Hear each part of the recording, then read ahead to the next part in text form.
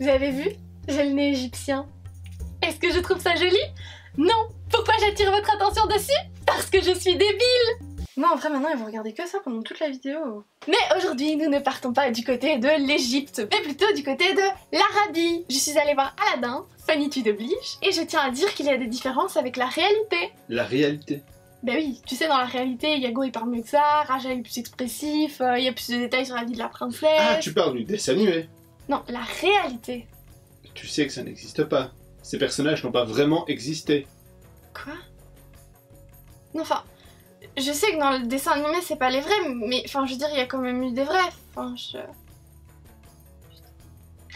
Dis-moi qu'il y a une fille qui a passé 18 ans dans une tour. Ça veut dire qu'il n'y a pas de beau gosse qui vole une couronne. Et le roi Triton, au fond de l'océan, avec ses 7 filles, Aquata, Andrina, Arista, Atina, Adela, Alana. Et la 7ème qui va faire le lever du rideau, la petite sœur dans ses débuts musicaux, pour faire un récital de sa jolie voix de cristal, elle s'appelle Ariel. Ma vie est foutue. Tout ce sur quoi reposait ma vie est détruit. Non, tu me fais marcher. Non mais non. Non, non, tu me fais marcher. Non, tu dis ça pour moi. Je tiens à dire que le film était très bien, mais c'est beaucoup plus marrant de pointer les détails qui n'allaient pas que de dire que c'était bien, mais en vrai il est bien. Alors, nous sommes en Arabie. Et nous avons Jasmine qui, à vue de nez, doit avoir 20 ans, et son papa cherche gentiment un prince qui lui plaît. Mais Jasmine n'est pas de cet avis, elle veut devenir sultane, le beau monde de Disney. Sache qu'en Arabie, le statut de la femme a récemment évolué, nous sommes désormais des mammifères, nous ne sommes plus des tables. C'est une bonne initiative de la part de Disney de parler du combat des droits de la femme, cela dit. Enfin bref, le film commence sur Aladdin qui vole, pas en tapis volant. Et tout à coup, il croise une jeune femme qui a des problèmes. Si tu n'as pas vu le dessin animé, tu ne sais pas qui c'est, tu ne sais pas d'où elle sort, tu ne sais pas ce qu'elle fout, tu ne sais pas pourquoi elle fait ce qu'elle fait. On n'a même pas encore vu le personnage le plus important du film, Raja. Raja, il est pas hyper bien exploité. C'est parce qu'il est en 3D. Et non, c'est un vrai acteur tigre qui aime Jasmine. Il comprend rien lui. Disney refuse catégoriquement de travailler avec des animaux sauvages, et c'est le bien. Mais c'est mon plus préféré, on le voit pas assez. Bref, c'est là qu'Aladin nous parle de ses parents. Ça sort d'où, ça? D'où il a des parents?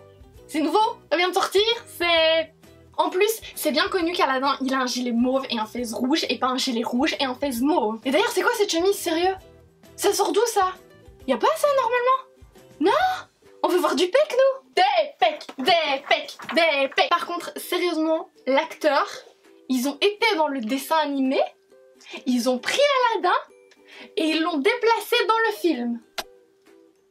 Il arrive à s'introduire dans le palais, comme si c'était possible. Et ah oui, en fait, il croit que Jasmine c'est une servante, donc Jasmine lui fait croire que sa servante c'est elle, la princesse.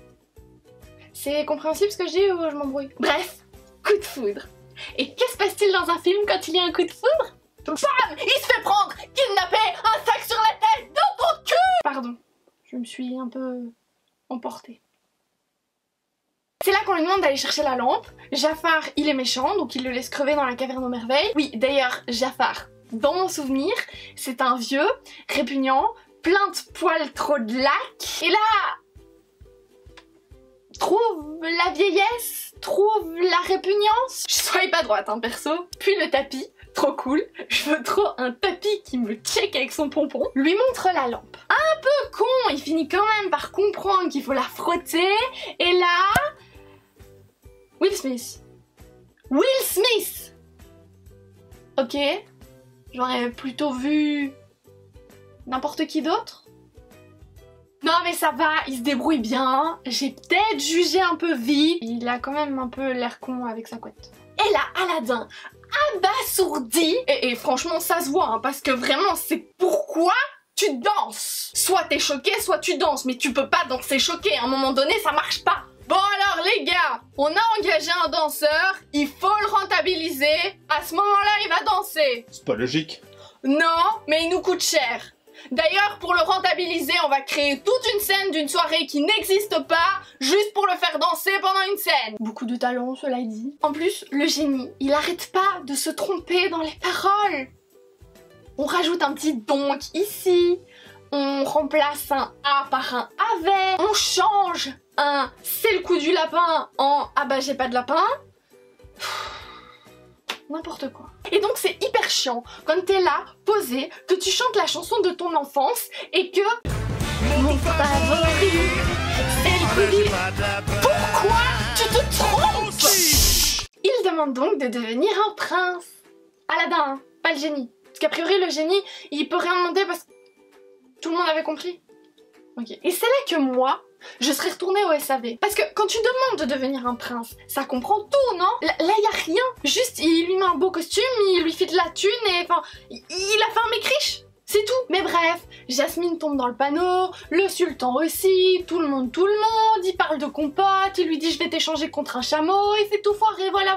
Bon, pas exactement, mais à peu de choses près, quoi. Donc là, petite scène de danse pour rentabiliser le danseur, puis on connaît la chanson. Ce rêve bleu, je n'y crois pas, c'est merveilleux, je te trouvais prétentieux, mais si t'as un tapis qui vole, je ken. Sauf que Jafar le reconnaît, il essaie de le tuer, Aladdin perd un vœu pour rester en vie parce que le génie est un gros rapia de vœux de merde pas capable de sauver quelqu'un sans le taxer, Aladdin débarque, prouve que Jafar c'est le méchant, bousille son bâton serpent et le fait enfermer. Ouah, quelle action! J'aurais pu détailler une partie intéressante, mais j'ai parlé 3 heures du fait qu'il y avait des détails qui changeaient dans une chanson. Mais Jafar s'échappe, vole la lampe et devient sultan. Donc, Aladdin il veut devenir prince, il en a que l'air. Jafar il veut devenir sultan, ça marche. Les gars, il a juste changé de chapeau. Jusqu'au moment où il demande d'être le sorcier le plus puissant. Du coup, t'as plus besoin de génie en fait. Enfin, pourquoi tout le monde demande pas ça? Mais Aladdin, le petit malin, va lui tendre un piège en mode ah, t'es même pas le plus puissant parce que le génie t'a donné tes pouvoirs donc il est plus puissant. Et ça marche. T'as 3 ans ou quoi? Il fait un dernier vœu qui le transforme en génie, on l'enferme dans une lampe, Aladdin et Jasmine se marient et le génie ken la servante. Ah oui, j'avais oublié d'en parler de ça. Parce que c'était une très bonne idée de mettre 6 fois plus de personnalité dans la servante que dans Jasmine. Hop. Mais qu'est-ce que...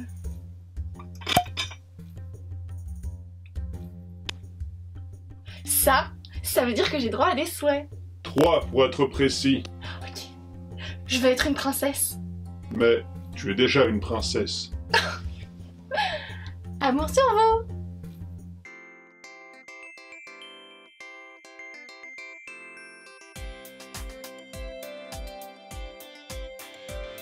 Aquata, Andrina, Arista, Atina, Adela, Alana. Allez, C'est quand même Ariel la plus mieux, hein, de toute façon.